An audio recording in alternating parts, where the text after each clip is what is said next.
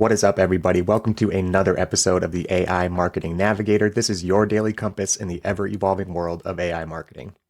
Okay, Navigators, bit of a shorter one for you guys tonight, but that doesn't change the absolutely huge news that we will be talking about on tonight's episode. This is coming from a Verge article from earlier today that is sweeping the AI community, and the news is that OpenAI, and particularly Microsoft, using OpenAI, are preparing for the launch of GPT 4.5 as early as next week, and on top of that, GPT 5 in May of 2025. None of these dates are super solid. Sam Altman actually said that we can expect GPT 4.5 in a matter of weeks, but the Verge article was actually prompted by a source at Microsoft or sources at Microsoft saying that engineers were quote unquote currently readying server capacity for OpenAI's upcoming GPT 4.5 and GPT 5 models, and are expecting to potentially host the new models as early as next week. So that's when the next week bit of news came in.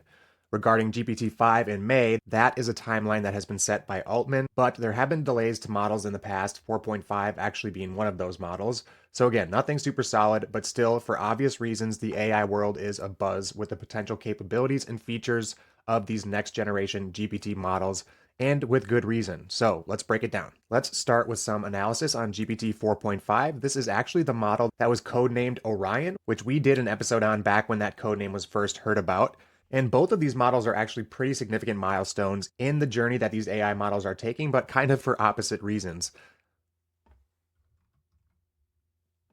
For GPT 4.5, it is going to be the last non-chain of thought model. We've done a little bit of a dive into chain of thought reasoning and the chain of thought models versus the non-chain of thought models. But for a little bit of a refresher, a non-chain of thought model, like GPT 4.5 will be, generates responses based on pattern recognition within their training data, which makes them super good at a lot of straightforward tasks. However, they do not perform any complex reasoning like the chain of thought models, which literally will show you their chain of thought, like the O series of models or DeepSeek R1 or the Gemini thinking model that we've talked about. Specifically, they do not demonstrate or show you the reasoning process or the steps that they took to get to their output. However, even though it is the last non-chain of thought model, we can still definitely expect to be significantly impressed with GPT 4.5's capabilities, not only because it should demonstrate architectural improvements being the next generation, but also because its training methodology, the use of significant amounts of synthetic data, which apparently could address certain data scarcity issues that have limited models in the past. Now, the transition to GPT-5 is reportedly going to happen in May, and this milestone marks a pretty fundamental shift in our user experience with AI toward a unified intelligence user experience. And that's going to combine the traditional model architecture and performance like the GPT series with the new chain of thought architectures like the O series of models and DeepSeek R1 and these deep reasoning and deep thinking models.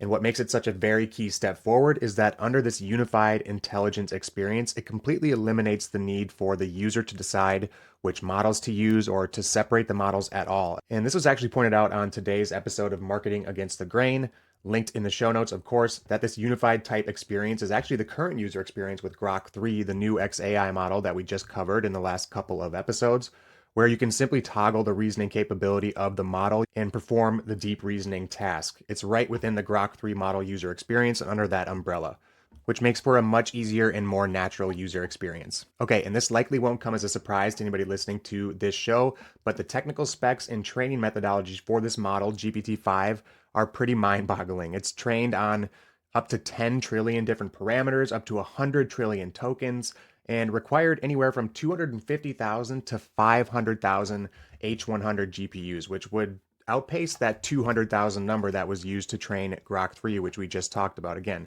just a huge computational and compute infrastructure enabling the implementation of this unified intelligence that integrates every feature of ChatGPT, the text, the voice, all of the multimodal capabilities, the images and video, and then deep reasoning on top of that into one coherent model. It really does sound like a pretty incredible improvement to the tool and to the overall experience. Not only that, but we talk about user adoption or AI user adoption a lot on the AI Marketing Navigator. And I think that's going to be one of the huge results of this natural shift to a more unified intelligence experience that's a lot more user-friendly and easier to adopt and start using, especially if you have never used the technology. And I, for one, cannot wait. Rest assured that as soon as we have access to any of OpenAI's models in the coming weeks and months, you all will be the first to know about, maybe the second, since I will probably have to bug my wife about it immediately, but then I will come right to you navigators. Okay, that does it for today's episode. If you enjoyed the show or found it useful in any way, please do me a favor and follow on Spotify or subscribe on your podcast platform of choice. A review on top of that would be even more appreciated and is by far the most helpful thing you could do for the show. Also, if you are watching on YouTube, make sure to hit that subscribe button and turn on all notifications so you get notified each day when our episode drops. Until then, and as always, thank you for joining me, and remember to stay curious, stay consistent, and keep navigating forward. Bye.